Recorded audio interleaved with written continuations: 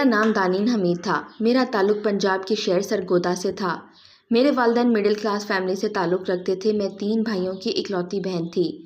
میرے والد صاحب اسکول میں چپڑاسی تھے جبکہ والدہ پرائمری اسکول میں ٹیچر تھیں۔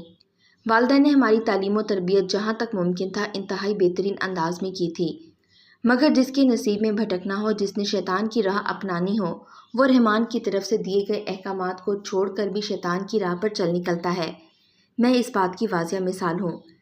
میں بہن بھائیوں میں سب سے بڑی تھی۔ میرے تینوں بھائی فرقان، عدنان اور عمران بالترتیب مجھ سے چھوٹے تھے۔ مجھے یاد ہے جب میں نے میٹرک کر لی تھی تو میری والدہ مجھے مزید تعلیم دلوانے کے حق میں نہیں تھیں۔ وہ چاہتی تھی کہ میں گھرداری سیکھوں اور مناسب وقت پر میرے والدین مجھے رخصت کر کے اپنے فرض سے سبکدوش ہو جائیں، جبکہ میرے والد صاحب مجھے مزید تعلیم دلوانے کے حق میں تھے۔ وہ کہتے تھے کہ بیٹی نے بیاہ کر پرائے گھر میں جانا ہوتا ہے، اور آج کے دور میں لوگ تربیت سے زیادہ تعلیم دیکھتے ہیں۔ آج کے دور میں گھر والوں کی خدمت کر کے سسرال والوں کے دل میں جگہ بنانا مشکل، جبکہ مہینے بعد 40-50 ہزار روپیہ ساس کی ہتھیلی پر رکھ کر عزت بچانا آسان ہے۔ اور پھر میں خود بھی چاہتا ہوں کہ میری بیٹی کم از کم ماسٹر تک تعلیم حاصل کرے، تاکہ کل کو خدا نخواستہ اگر اس کے شوہر کے ساتھ نیم شام ہو جائے اور گھر کی ذمہ داری اس کے کندھوں پر آ پڑے تو یہ حالات کا مقابلہ کر سکے۔ خیر، ایک تو والد صاحب کی دلیل میں وزن تھا، دوسرا گھر کا سربراہ ہونے کی حیثیت سے بھی گھر میں ان کا ہی حکم چلتا تھا، لہٰذا والد صاحب کے حکم پر میری تعلیم جاری رہی اور مجھے قریبی کالج میں داخلہ دلوا دیا گیا، مگر میری پڑھائی کے اخراجات دیکھتے ہوئے مجھ سے چھوٹے بھائی کی پڑھائی بند کروا کر اسے ٹرک ڈرائیور کے ساتھ بطور ہیلپر چھوڑ دیا گیا، تاکہ ایک تو وہ ڈرائیور کا ہنر سیکھے اور دوسرا گھر کی آمدن میں بھی اضافہ ہو۔ یوں میری تعلیم کی خاطر میرے بھائی نے اپنی تعلیم کی قربانی دی اور مزدوری پر لگ گیا۔ میں نے کالج کی تعلیم مکمل کی اور پھر سرگودا یونیورسٹی میں داخلہ لے لیا۔ دوران تعلیم مجھے ایک سلیم اشرف نامی بلوچ لڑکے سے محبت ہو گئی۔ آج کی نام نہاد محبت، اور چونکہ مجھے گھر کے حالات معلوم تھے، مجھے پتا تھا کہ محبت کی شادی پر میرے گھر والے کبھی رضامند نہیں ہوں گے، اس لیے میں اپنے محبوب سلیم کے ساتھ فرار ہو کر بلوچستان اس کے آبائی گاؤں آ گئی۔ سلیم نے مجھ سے کورٹ میرج کر لی اور شادی کے بعد ان کی خاندانی رسم و رواج کے مطابق مجھ پر تعلیم کی پابندی لگا دی گئی، جبکہ سلیم نے کسی وڈیرے کی سفارش پر سرگودا سے کوئٹہ کی ایک یونیورسٹی میں میوچل ایڈجسٹمنٹ کروا لی، تاکہ وہ تعلیم کی خاطر دوبارہ سرگودا جا کر کہیں میرے گھر والوں کے عتاب میں نہ آ جائے۔ آہستہ آہستہ محبت کا چاہ اترتا گیا اور میرا زوال شروع ہوتا گیا۔ میں چاہوں بھی تو وہ واقعات نہیں لکھ پاؤں گی جو ستم میرے محبوب نے مجھ پر اپنے گھر والوں کی باتوں میں آ کر کیے، اور نہ ہی کبھی اپنے محبوب کے گھر والوں کی دی گئی اذیت الفاظ میں بیان کر سکتی ہوں۔ البتہ جب میرے محبوب شوہر سلیم کے گھر والوں مجھ سے اکتا گئے تو انہوں نے سلیم کو مجھے طلاق دینے کے لیے کہا۔ پہلے تو سلیم ٹال مٹول سے کام لیتا رہا، مگر جب دباؤ بڑھا تو سلیم نے مجھے طلاق دینے کی حامی بھر لی، جبکہ مجھے سلیم کے بعد درندوں کی اس بستی میں کوئی ہمدرد نظر نہیں آ رہا تھا، چونکہ پتہ نہیں کتنی اذیت تو میں اپنے محبوب کے ہاتھوں برداشت کر چکی تھی، اب چاہتی بھی تو کسی انسان پر بھروسہ نہیں کر سکتی تھی۔ خیر، میں نے سلیم کی منت سماجت کی تو وہ طلاق دینے سے باز آ گیا، البتہ مجھے لے کر کوئٹہ شہر میں ایک کرائے کے مکان میں شفٹ ہو گیا۔ مجھے لگا کہ اب زندگی پرسکون ہو جائے گی، مگر تقدیر نے میری قسمت میں اور ہی ستم لکھ دیے تھے۔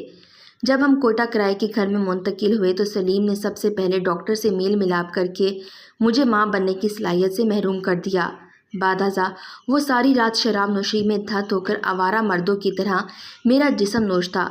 میں جیسے تیسے اس کا غلیظ وجود برداشت کرتی رہی، مگر کچھ عرصے بعد سلیم کے ساتھ اس کے چند اوباش دوست بھی آنے لگے۔ پہل سلیم نشے میں دھت ہو کر اکیلا بیڈ روم میں آ جاتا، بعد ازاں اس نے مجھے بھی شراب پینے اور منشیات لینے پر مجبور کرنا شروع کر دیا۔ میرا انکار پر تشدد کرتا، نشے میں چور میرے جسم پر جلتے ہوئے سگریٹ لگاتا، لوہا گرم کر کے لگاتا، مجھے بیلٹ اور ڈنڈوں کی مدد سے پیٹتا۔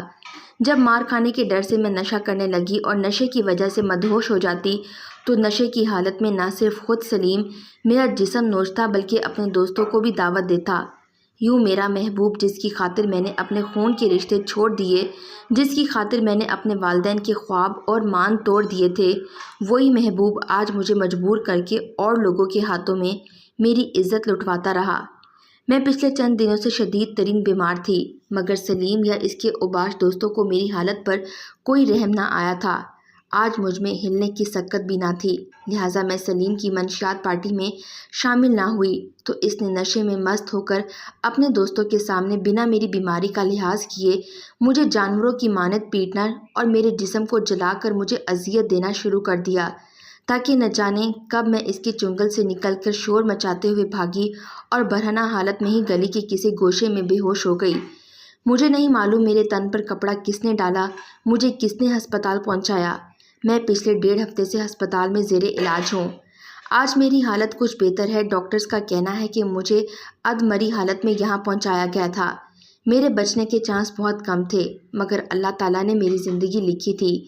میری آپ بیتی سننے کے بعد ہسپتال میں کام کرنے والے لاہور سے تعلق رکھنے والے ایک ڈاکٹر نے انسانی ہمدردی کے ناطے مجھے گھر واپس بھجوانے کی حامی بھری، مگر پھر میری التجا پر مجھے کراچی کے فلاحی ادارے میں بھیجنے پر رضامند ہو گئے، کیونکہ میں نہیں چاہتی تھی کہ اس حالت میں ایک بار پھر جا کر والدین کے لیے اذیت کا سبب بنوں۔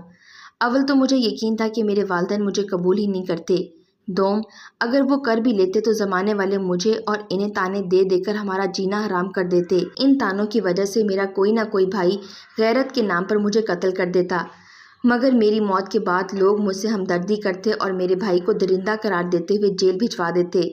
میں نے سائیکالوجی میں لوگوں کی فطرت کے بارے میں بہت کچھ پڑھا تھا، لہٰذا میں نے گھر نہ جانے کا فیصلہ کیا۔ ڈاکٹرز نے مجھ سے سلیم کے خلاف قانونی کارروائی کا پوچھا، مگر لاہور سے تعلق رکھنے والے ڈاکٹر صاحب سے مشورے کے بعد میں نے انکار کر دیا، کیونکہ ڈاکٹر صاحب کا کہنا تھا کہ یہاں کا کوئی نہ کوئی وڈیرا سلیم کا محافظ بن کر کھڑا ہو جائے گا۔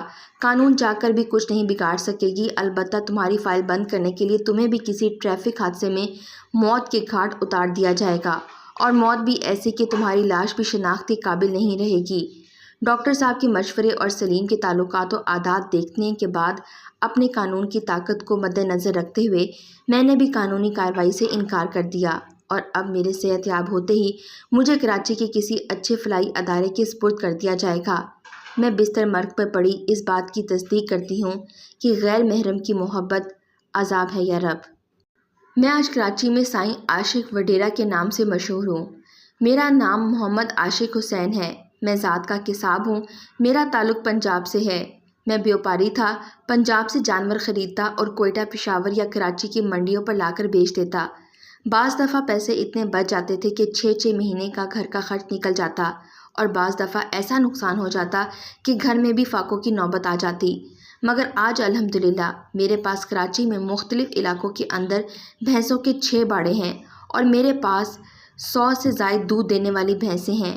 اللہ کا شکر ہے میری سالانہ بچت کروڑوں میں ہے، اور آج اچھو کسائی سے میں سائیں عاشق وڈیرا بن چکا ہوں، اور اللہ تعالیٰ کی اتنی بڑی عطا کے پیچھے میری کوئی محنت نہیں، بلکہ ایک چھوٹی سی نیکی ہے، اور وہ نیکی خدمت خلق یا رحم دلی کہلا سکتی ہے۔ واقعہ کچھ یوں ہے کہ میں نے پنجاب سے ایک بچڑا خریدا جس کی ٹانگ کسی گاڑی کی ٹکر سے ٹوٹ چکی تھی۔ میں نے سوچا کہ ذبح کر کے بیچوں گا تو چگنی قیمت سے بک جائے گا، کیونکہ باقی جانور بالکل صحت مند تھے اور مجھے آدھے سے زیادہ بھی کم قیمت پر مل گیا تھا۔ شاید قسمت مجھ پر مہربان تھی۔ جب میں جانور لے کر گھر پہنچا تو ایک دیسی حکیم نے مجھے مخاطب کر کے کہا کہ تمہارے جانور کی ہڈی ٹوٹی نہیں بلکہ اپنی جگہ سے ہل گئی ہے، اور میں کوشش کروں گا تو انشاءاللہ بالکل ٹھیک ہو جائے گی۔ میں اور بھی خوش ہو گیا، اور الحمدللہ میرا جانور 1.5 ہفتے بعد بالکل ٹھیک اور صحت مند ہو گیا۔ البتہ مجھے یقیناً اللہ تعالیٰ کی طرف سے ایک آزمائش آ پہنچی کہ میرا جانور ٹھیک ہوئے کچھ ہی دن گزرے تھے کہ میں سوچ ہی رہا تھا کہ اسے بیچ کر اپنی جوان ہوتی بیٹی کے جہیز کے لیے کچھ خرید لوں۔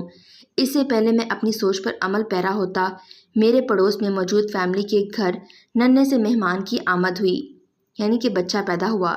میری بیوی ان کے گھر گئی تو نم آنکھوں کے ساتھ واپس آ گئی اور مجھے بتایا کہ جس عورت نے بچہ پیدا کیا ہے وہ 2 دن سے بھوکی ہے، اور پیدائش کے بعد سے اب تک بچے کو دودھ نہیں پلا سکی، کیونکہ بھوک، نکاہت اور کمزوری کی وجہ سے سینے سے دودھ خشک ہو چکا ہے۔ تب میرے ذہن میں اس عورت کا واقعہ آیا جس نے پیاس سے مرتے ہوئے ایک جانور کی جان بچائی، تو اللہ تعالیٰ نے اس عورت کو اپنی رحمت سے جنت میں جگہ عطا کر دی، جبکہ میں مسلمان ہو کر بھی اپنے پڑوس کے حالات سے کتنا بے خبر ہوں۔ ایک نومولود بچہ اور اس کی ماں بھوک کی وجہ سے زندگی کی بجائے موت کے انتظار میں بیٹھے ہیں۔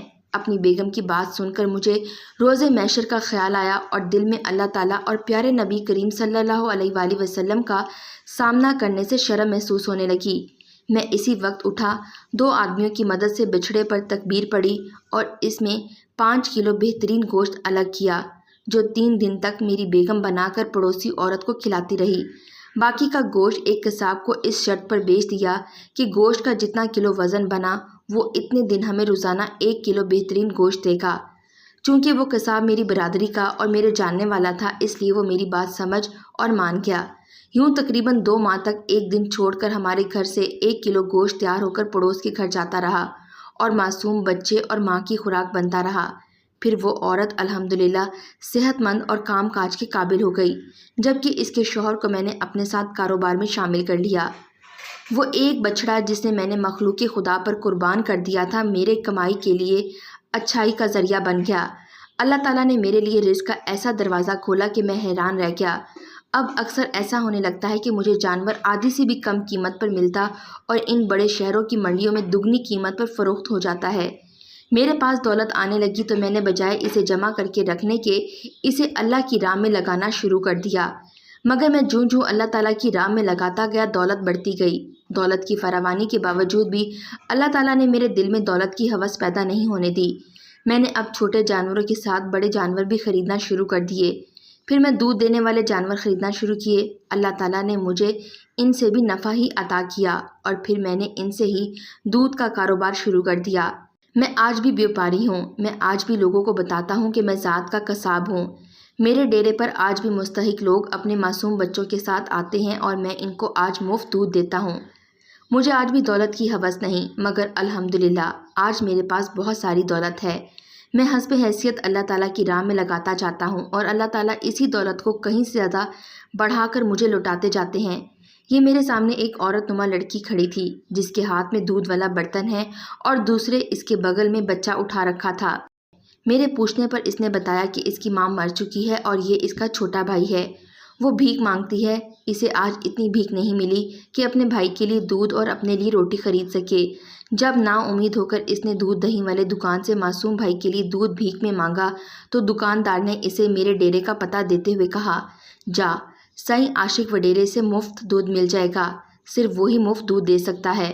میں نے اس لڑکی کو نہ صرف ضرورت کے مطابق دودھ دیا بلکہ ساتھ ہی 1 مہینے کا راشن دے رہا ہوں اور اس سے عہد لے رہا ہوں کہ وہ بھیک مانگنا چھوڑ دے گی، جبکہ بدلے میں اسے کوٹھی پر کام دلوا دوں گا۔ مجھے نہیں معلوم یہ لڑکی مسلمان ہے یا نہیں، مگر یہ میرے اللہ کی مخلوقات میں سے اشرف المخلوق ہے۔ میں نے اللہ تعالیٰ کی رضا کے لیے یہ نیکی کی اور بدلے میں اللہ تعالیٰ سے ہی اجر کا طلبگار ہوں۔